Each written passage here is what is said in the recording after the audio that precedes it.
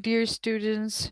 Today we've reached the last chapter, the last section of a portrait of the artist as a young man, Stand Me Now, of James Joyce. So we have a different type of narrative style.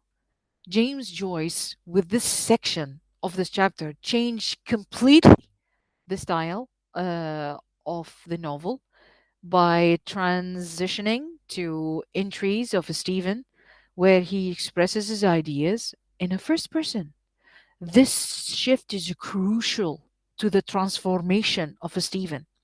It symbolizes his freedom, his ability to think freely, and throughout the novel, he was able to have insight into his mind, but through his narrative, third person narrative.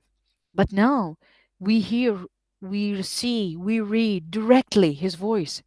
Even he's discussing his ideas of beauty and art. He uh, he's trying to take ideas from philosophers, from literary figures, and he did not provide his own. However, in the end, Stephen has finally been presented with the voice of his own, one where he controls his thoughts and emotions, and even the subject he discusses, his dreams, interactions. Now, let's see what the important journal entries has. Night, free, soul free and fancy free.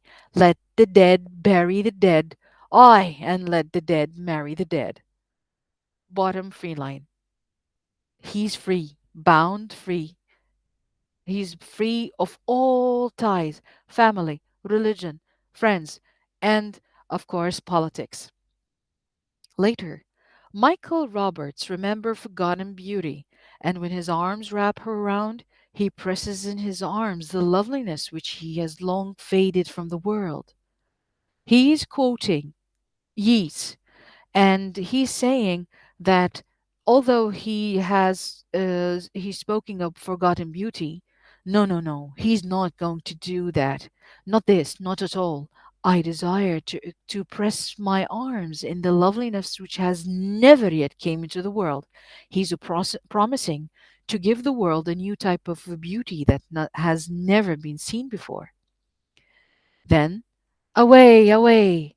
The spell of arms and voices, the white arms of roads, their promise of close embraces, and the black arms of tall ships that stand against the moon, their tale of the destination. Here, as if the ships are calling him, they are telling him that you have to leave your country, you have to leave everything behind, all the phantoms that have been haunting him in Unit 2. Here, he's hearing one phantom, one voice, that of leaving. He wants to leave. In April, his mother is putting new second-hand clothes in order. She prays now, she says, that I may learn my own life, and away from home and friends, what the heart is and what it feels. Amen. So be it. Welcome, O life. I go to encounter for the millionth time the reality of experience, and to forget, in the smooth of my soul, the uncreated conscience of my soul, of my race. Here, he is wishing to forget everything and to welcome a new experience. He wants to transfigure. How? By traveling, by leaving his race. He means Ireland, family, and all the nets that ties him from flight. The last entry is dedicated to Old Father, Old Artificer, stand me now and ever in good stead. He's talking to Daedalus, the mythical creature, the epigraph that he dedicated himself to unknown arts. He is united with his mythical father because he wants to fulfill the prophecy of his name. From the very beginning of the novel, he has been trying to find someone to lead him.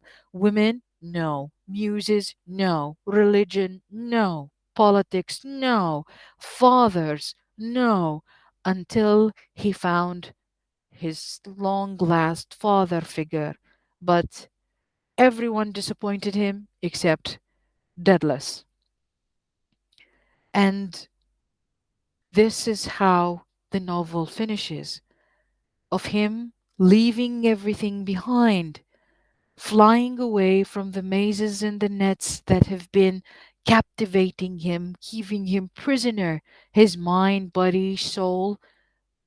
And I know it might for some of you be an unfinished novel, but I think for me it's the perfect ending, that he flies off and we wish him a safe flight, not to fall like Icarus. And I'll hope I'll see you in another novel. Thank you for being with me through this journey, and I hope also you'll fly away from the mazes of life. Thank you for listening, and I'll see you on the next novel.